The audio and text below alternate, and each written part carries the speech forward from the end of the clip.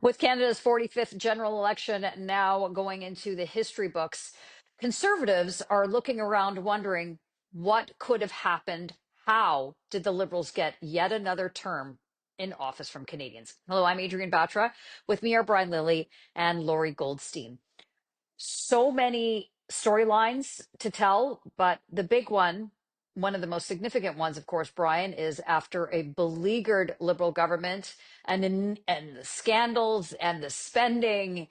Justin Trudeau quits. Mark Carney gets in.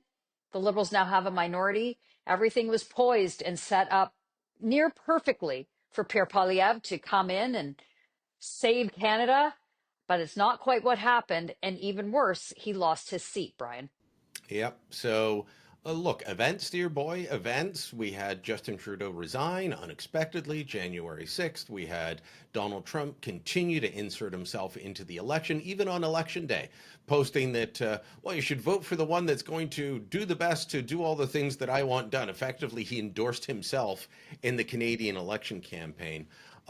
Look, I want to take a moment, though, to talk about something that's become a storyline already, and that's that the Conservatives lost because of Doug Ford. Doug Ford and his comments and actions, and those of his campaign manager, Corey Teneycke, were not helpful. But neither's the guy who was blasting them about it on CBC, Jamil Javani.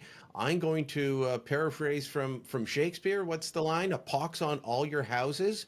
You guys need to stop with the egos and the infighting. So, yeah, Jamil Javani, he did not say anything wrong when he took on Doug Ford in that live interview with CBC on election night. Ford and Teneycke should have kept their mouths shut during the campaign. They should have stayed neutral. That's what they claimed they were going to do. And then even right up until the day before the election, Ford's giving an interview to Politico that was supposed to be all about Trump and the tariffs, and he goes off about Poilievre and his campaign manager not doing it right. But Giovanni is someone who has been taking shots at Ford and his education minister, former education minister Stephen Lecce, for years. Poilievre's team. I've never heard Pierre Poilievre badmouth Doug Ford, by the way. Even when the mics are off, he doesn't do it. But a lot of his team would come to Toronto and go around talking about Comrade Ford and how Doug Ford's no better than Kathleen Wynne and he's not a real conservative.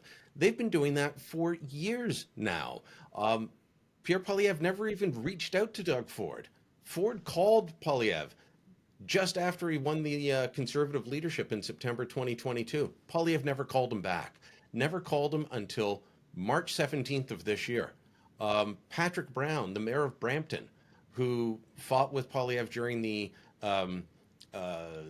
conservative leadership, he would have put his political machine at the disposal of the federal conservatives and helped turn several of those Brampton seats. Not only were they not interested in reaching out to Patrick, they actively said they didn't want his help. He's got a formidable machine. All these guys infighting and gals, Jenny Burnham on them, infighting because they've got petty grievances for each other going back years. They don't like each other for some slight. This is ridiculous. This is not how you win. The Liberals, they show you how to win. They all work together, even when there are differences within the party. Well, Lori, as the saying goes, liberals fight behind closed doors so they can win publicly. And it's not a nuance that the center right side of the aisle has quite figured out yet. But I want to just play Pierre Poilievre from last night, his concession speech. Let's have a listen. Now, I know that some of you might be disappointed that change did not get over the finish line tonight. Change takes time. Most of all, it requires that we never give up, because our people and our country are worth fighting for. Right tone, right tenor, Lori, and it's it's heartbreaking for them and his family. Certainly, they ran what I would say is a very good campaign, and they gave it their all. But many of the things that Brian is talking about, the infighting, the not building bridges, I mean, some of these things were uh, bubbling to the surface and clearly had an impact because of some public reactions. Pierre Poilievre is fighting against conservatives. He's fighting against Trump. He's fighting against the mainstream media. He's fighting against the NDP, the leader, and so there's a lot of fights for Pierre Poilievre had to take on. Ultimately, he is the leader of the party. He sets the tone. He sets how the stage. He sets the stage. But he lost his seat last night as well, just to add insult to injury. And I'm wondering, from your perspective, he says he's staying on. I don't think that there's going to be a lot of movement to push him out. But how do you see this unfolding as opposition leader, no seat in the House? To me, his losing his seat is key. If he had kept his seat, their vote is at levels it hasn't been since Brian Mulroney, and they grew in most in seats. I think they 20 seats, but he lost his seat. I agree with you that I don't think the party's grassroots want him to leave, but remember, in the Tories, the caucus can decide,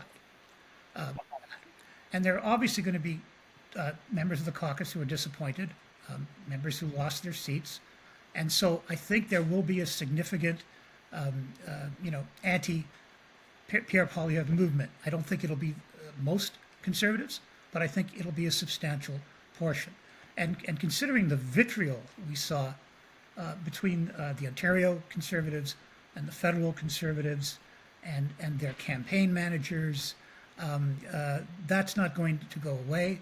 I think there are going to be a lot of people working to undermine Pierre Poilievre, and which of course will be the worst thing, because it means that even if he survives, will he be weakened before the next time we go to the polls, which, no, who knows when.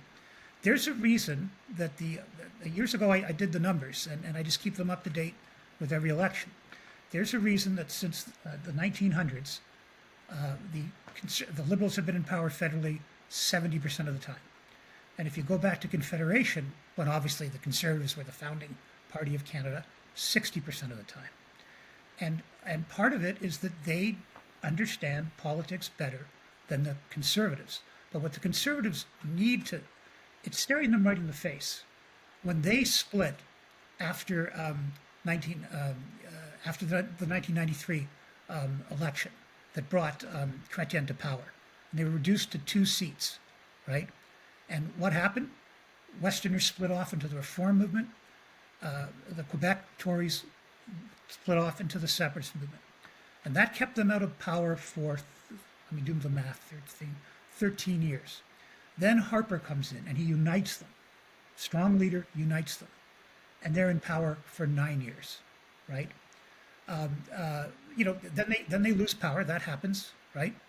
But in this election, where they could have won, where they were poised to win, or even to do a better showing than they did, by the end of it, it was basically, how can you guys run the country? You can't even agree with each other.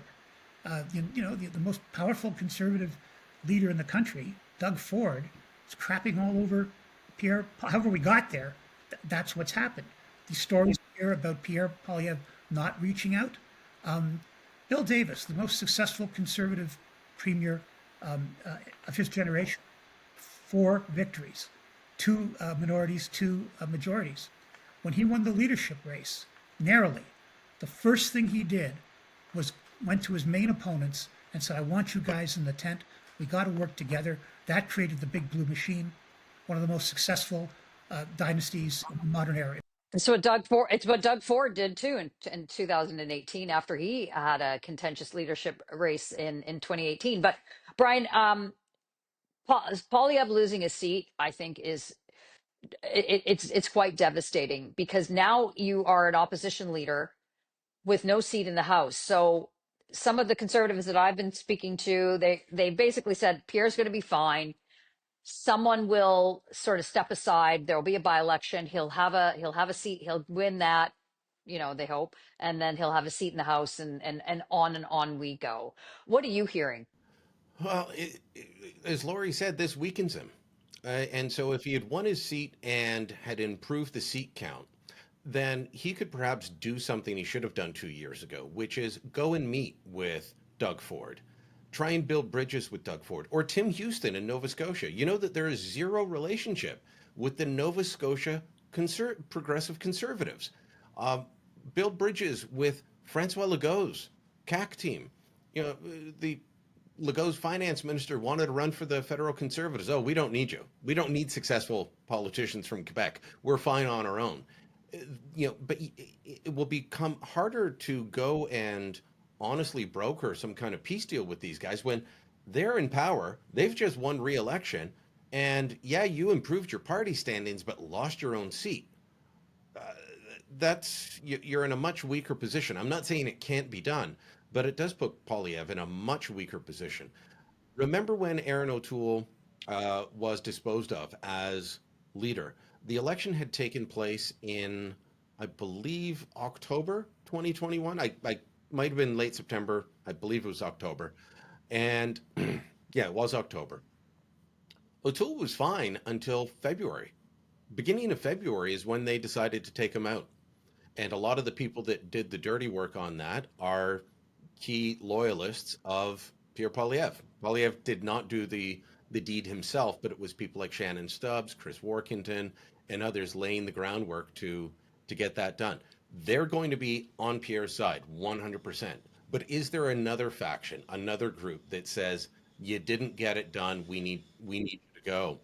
Poilievre sounds like he wants to stay, and I think Laurie's right. The grassroots will want him to stay, but what will the caucus do? What will the people that want to be the next leader do? The knives are often long within your own party, right? Well, I guess time will tell as Pierre Poilievre hangs on to his job as leader of the official opposition without a seat in the House. But what will happen next? Well, like this video and subscribe to our YouTube channel. Go to the torontosun.com. You'll find commentary and coverage there you will not find anywhere else.